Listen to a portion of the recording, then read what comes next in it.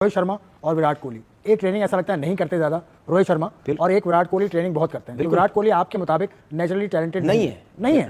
Virat Kohli natural talented नहीं है। Shots आपने देखे हैं ना जो रोहित शर्मा के, वो विराट कोहली के पास नहीं है।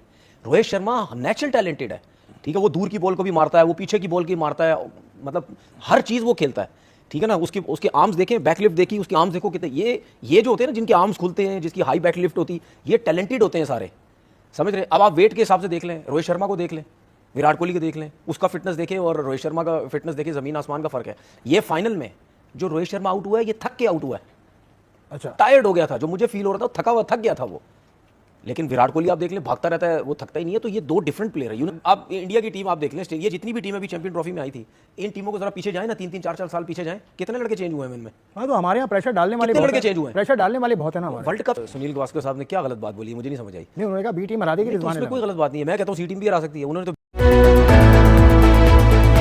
बोली, मैं कहता हूँ सी टीम भी हरा सकती है। मतलब उनके पास तो यार, मुझे बात, हम कहते हैं 3-3 टीमें बन सकती हैं, तो 3-3 टीमें का बनने का मतलब ये है कि सी टीम भी हमें हरा सकती है ना। यार आप स्टैंडर्ड देखें ना, हमारा स्टैंडर्ड इनके मुकाबले का नहीं है, हमारा स्टैंडर्ड बहुत लो है, जिसके बारे में हर कोई ये कहता है कि बी टीम भी हरा देगी, सी टीम भी हरा देगी। अब आपके सामने विराट कोहली ने क्या आला किस्म की बात की अभी जीतने के बाद। मुझे खुशी हुई, क्या अल्फाज थे विराट कोहली के, मुझे खुशी हुई कि मेरे साथ यंगस्टर खेल रहे हैं और वो परफॉर्म कर रहे हैं, ठीक है। रोहित शर्मा ने भी यही बात बोली। मतलब अगर आप उस टीम को देखें अभी इस वक्त, इंडिया की टीम को, ओडीआई की भी और T20 की भी, हमें क्लियर एक चीज समझ आती है कि ये टीम अगले 6-8 साल तक इसको कोई नहीं ला सकता। मतलब 6-8 साल का मतलब आप समझें कि इस दौरान रोहित शर्मा भी नहीं होगा, विराट कोहली भी नहीं होगा, तो उनके बगैर ये टीम कहां खड़ी होगी। जो कि मैं ये बोलता था कि यार इन दोनों के जाने से क्या पता इनकी बैटिंग लाइनअप नीचे गिर जाए, मैंने एक जगह बोला भी। लेकिन अब आप देख लें वो टीम कहां नजर आती है हमें। रहा था कि इंडिया की जो क्रिकेट टीम है पिछले 2 सालों में खासतौर से, वो क्रिकेट टीम दुनिया की ऐसी टीम बन गई है जैसे पहले कभी वेस्ट इंडीज हुआ करते थे। अग्री करते हैं आप इस बात पर? बिल्कुल, इसमें कोई शक ही नहीं है, इसमें कोई शक नहीं है। जैसे वेस्ट इंडीज के पास प्लेयर्स थे, मतलब मार्शल, होल्डिंग, फिर बैटिंग में आ जाए तो ग्रेनेज, हेन्स, फिर विवियन रिचर्ड्स, तो इनके पास भी ऐसे ही प्लेयर। देखिए ये जो प्लेयर है ना, ये दिनों में नहीं बनते, ऐसे टीमें ऐसी दिनों में नहीं बनती, ठीक है। आपको बेंच अपनी तगड़ी बनानी पड़ती है, रिप्लेसमेंट आपको रखने पड़ते हैं। बिल्कुल सही बात बोली है। बुमराह को अगर बचाना है तो उसको कम से कम क्रिकेट खिलाएं, 2 टेस्ट एक साथ भी ना खिलाएं बुमराह को। ये शेन बॉन्ड जो कि मुझे बहुत पसंद थे, इनका एक्शन बड़ा खूबसूरत था, लेकिन Bumrah is a fast bowler, is number 1 at the moment. मतलब नंबर के हिसाब से नहीं, लेकिन इज द बेस्ट बॉलर। अगर आपकी कभी शेन बॉन्ड से बात हो ना, तो उससे जरा पूछना क्या इंजरी हो सकती है। मैंने यहाँ बैठ के क्या बोला था, बैक उड़ जाएगी उसकी। उसने यही बोला। क्या बोला उसने? शेन बॉन्ड ने यही कहा कि उसकी बैक। मैंने शेन बॉन्ड का स्टेटमेंट पढ़ा ही नहीं। तो आप जेम्स बॉन्ड है? जेम्स बॉन्ड नहीं है, हम तनवीर हैं। हम तनवीर हैं, ठीक है। इस बात पे वो उसका जो एक्शन है ना, वो लंबी क्रिकेट ज्यादा खेल नहीं सकता, 1 फिट हो जाएगा। और एक चीज आपको बता दूं मैं, अगर आपने, ये तो शेन बॉन्ड ने बोला है ना, ठीक है, शेन बॉन्ड तो फिर शेन बॉन्ड है, हम नॉर्मल से हम तनवीर हैं। अगर आपने उसकी क्रिकेट लंबी करनी है ना, आप उसको टेस्ट क्रिकेट बंद कर दें, उसकी टेस्ट क्रिकेट खत्म कर दें उसकी। शेन बॉन्ड से एक स्टेप आगे चला गया हमारा जेम्स बॉन्ड, तनवीर अहमद।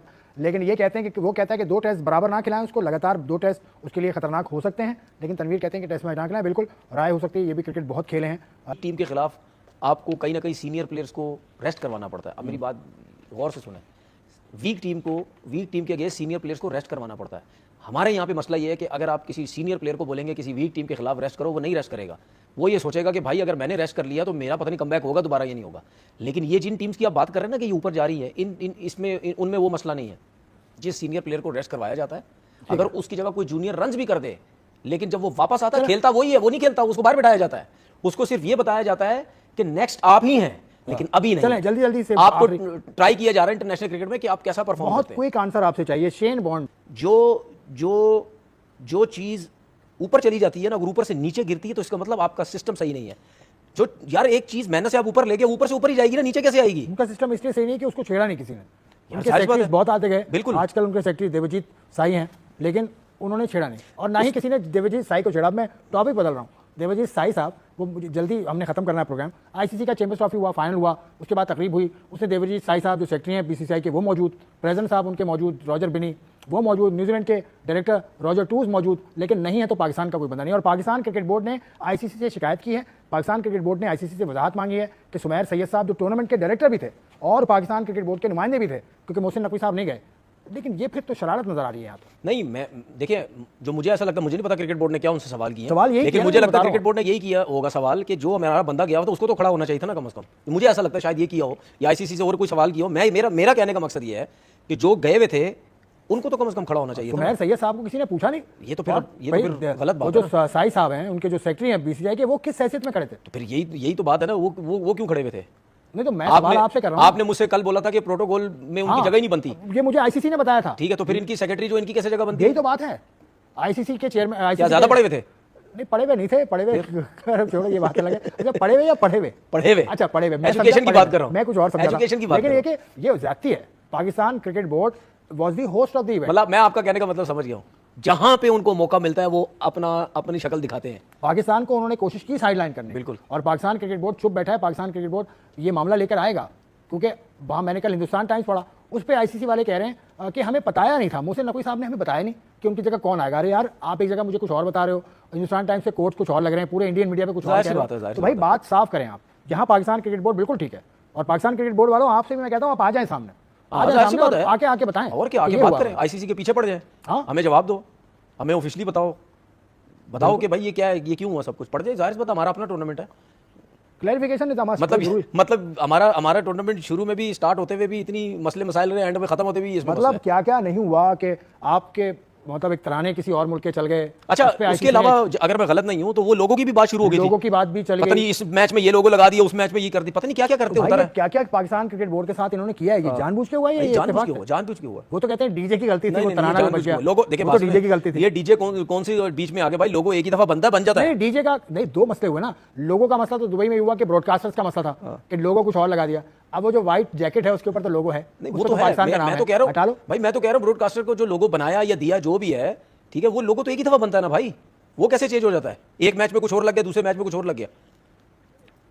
बहुत सारे सवाल हैं आईसीसी से जो कि इतने सादा नहीं है, उन सबके जवाब दीजिए, वरना पाकिस्तान क्रिकेट बोर्ड से अपील है मेरी, बल्कि रिक्वेस्ट करता हूं कि आप भी अब खुल के सामने आ जाएं, क्योंकि बहुत ज्यादा खामोशी ना कमजोरी समझी जाती है। बहुत ज्यादा खामोश अगर आप रहेंगे तो लोग समझेंगे आप कमजोर हैं। अब मेरे देखिए बात सुने, मेरे जैसा बंदा यहाँ भी बैठ के जो बात करता है ना, लोगों को बड़ी तकलीफ होती है कि यार यहाँ पे बैठ के क्या बातें कर रहा है, ये उनको बुरी लगती हैं।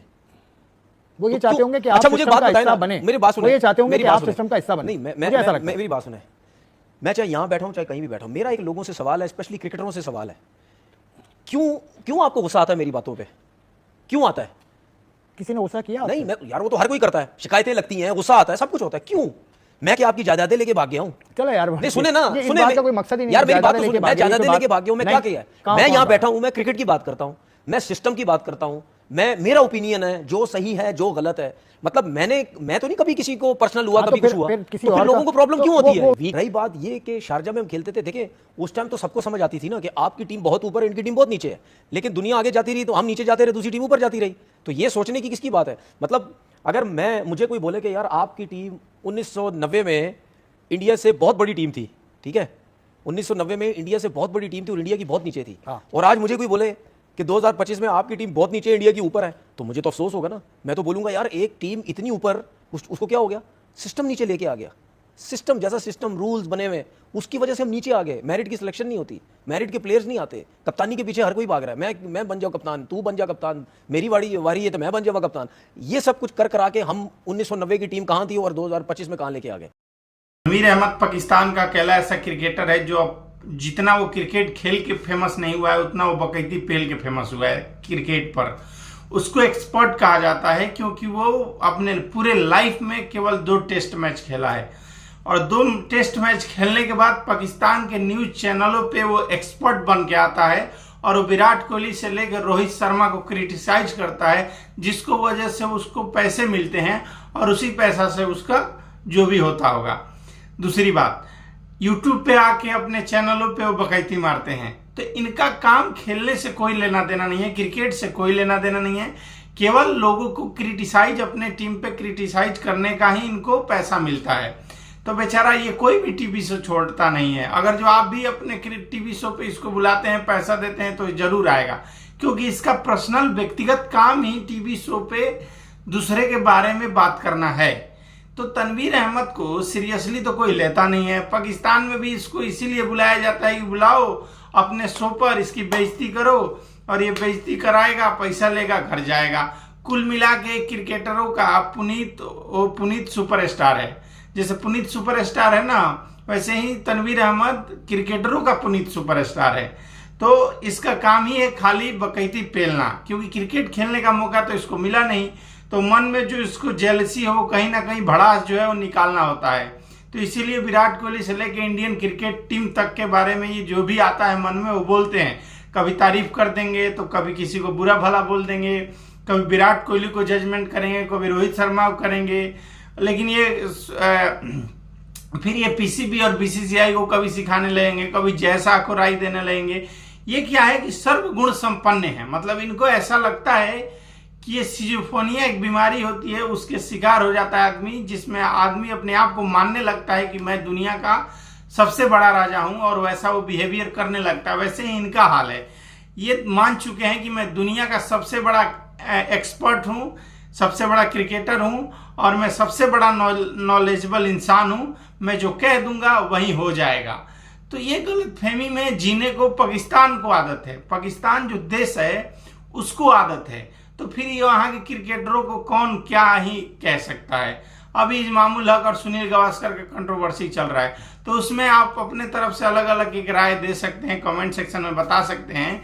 लेकिन पाकिस्तान के धीरे धीरे सारे क्रिकेटर अपना मेंटली इशू खो रहे हैं। जैसे जैसे पीसीबी बर्बाद हो रहा है, जैसे जैसे पाकिस्तान का परफॉर्मेंस, क्रिकेट परफॉर्मेंस खराब हो रहा है, वैसे बेचारे पाकिस्तान के एक्स क्रिकेटर धीरे धीरे अपना दिमाग खो रहे हैं। कभी आपस में लड़ जाते हैं, कभी पीसीबी से लड़ जाते हैं, कभी जय शाह से लड़ जाते हैं, कभी आईसीसी पे उंगली उठाते हैं, कभी बीसीसीआई पे उंगली उठाते हैं। तो कुल मिला के इनका यही काम रह गया है। दोस्तों कमेंट सेक्शन में जरूर बताइए वीडियो कैसा लगा।